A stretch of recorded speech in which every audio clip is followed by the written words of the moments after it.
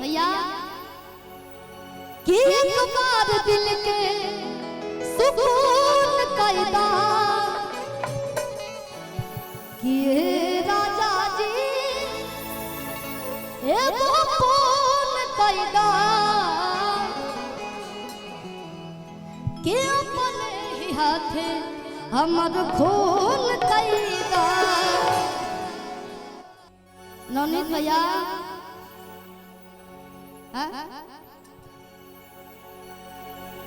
और रतिया कहती अमित बाबा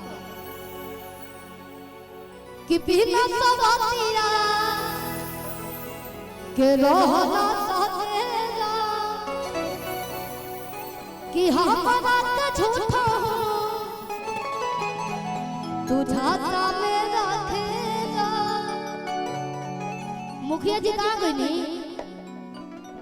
मंच पे आप रही तनी एगो गाना रख ले बने स्पेशल हुआ खातिर कि जिंदे में देखे के पहला कि एक रात से नींद चली जयती दक्षिण घाट कि एक बार दिल के सुकून कैदा। सामने कैमरा वाले भैया है, स्वागत है, आप लोग का स्वागत नहीं किए थे,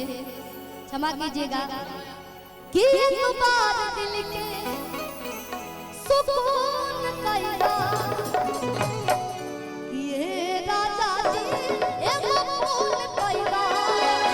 ओ नहीं हटे हमर फूल कैदा ये राजा जी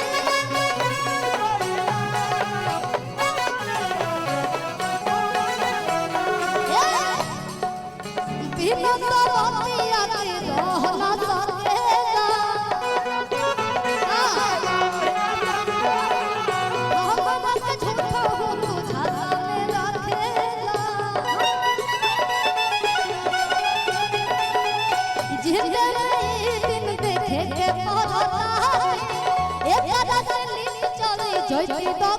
एक बार दिल के सुकून कैदा एक बार दिल के सुकून कैदा ये राजा जी अपन ही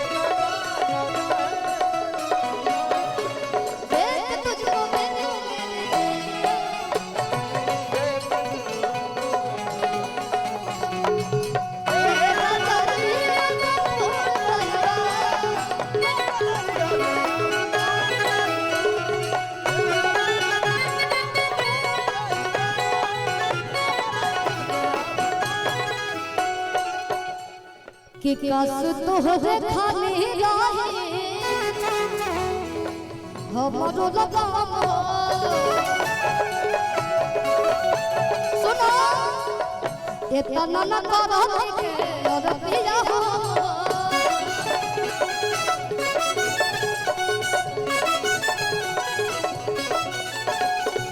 तहरा बारे में सब जानी हो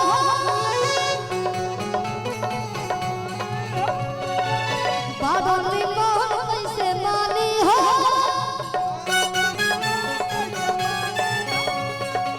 कथ के करे जबा तू सुन कैला कथ के करे जबा तू सुन कैला ए राजा जी फूल कैला ओ बनी फूल कैला ए राजा जी फूल कैला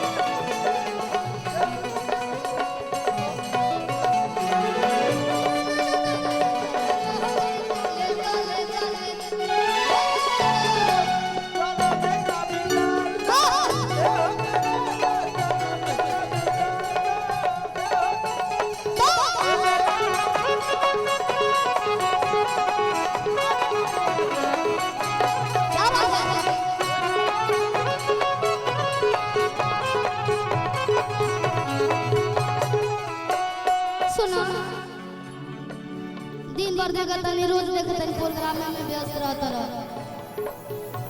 हां अरे ते कहती है कि है अरे करे के रहेला बोला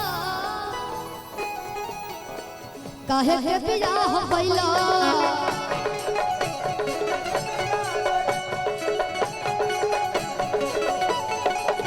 हंस खेले बहारी लिगिया तबाह भइला ए बीजे तुमको अफसोस ना होई हमके मुआ तो तोहर दोष ना होई सिर्फ खातिर नया कानून कैदा सिर्फ खातिर नया कानून कैदा ए राजा जी खून कैदा ओ नहीं हमें हम खून कैदा ए राजा जी ओ नहीं हमें हम खून कैदा ए राजा जी खून कैदा ओ नहीं हमें हम खून कैदा ए राजा जी खून कैदा ओ नहीं हमें हम ए राजा जी खून कैदा ओ नहीं हमें हम